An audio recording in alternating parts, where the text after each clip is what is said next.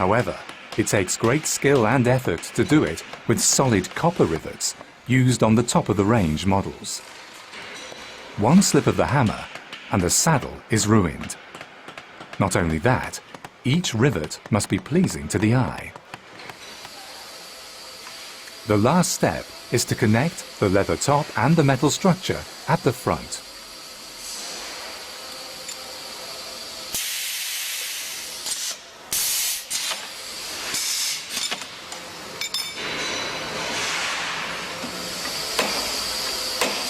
The nose area of Brooks saddle is a vital area because of the tension pin arrangement that we have at the front here. If you imagine the saddle to be like a hammock with the leather suspended on the metal frame, after a while of being used, the saddle begins to fit the person who's riding the bike perfectly, as in this case here. However, after a while, it'll be necessary to tension the saddle with this tensioning spanner.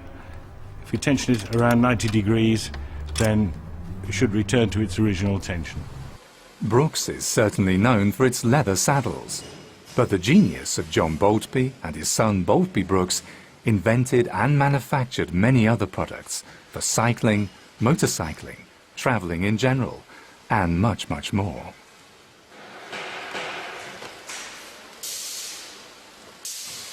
We delved into the old patent books and catalogues and found designs for satchels, knapsacks, golf bags, tea and picnic cases, tools, cycling clothes, shoes, car trunks, and even for a punch ball. Craftsmanship, attention to detail, and authenticity are imperatives at Brooks when designing new products or reintroducing old ones. The oldest, which has recently been relaunched, is the Challenge tool bag, patented in 1896. The newest is the leather grip, newly designed but totally respecting the Brooks heritage, leather, metal, and an ingenious idea to assemble the parts.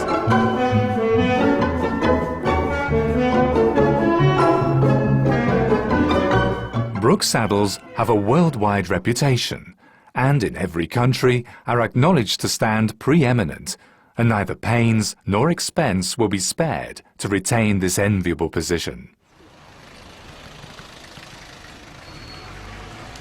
The world has radically changed since John Boltby Brooks first rode a bicycle in 1878.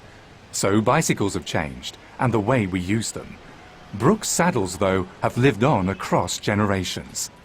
In London, we interviewed Grant and Monty Young, who own Condor Cycles, one of the oldest bicycle shops and finest bicycle frame builders in England. Going back at least, say, 30 or 40 years, finest saddle you could use was a Brooks saddle.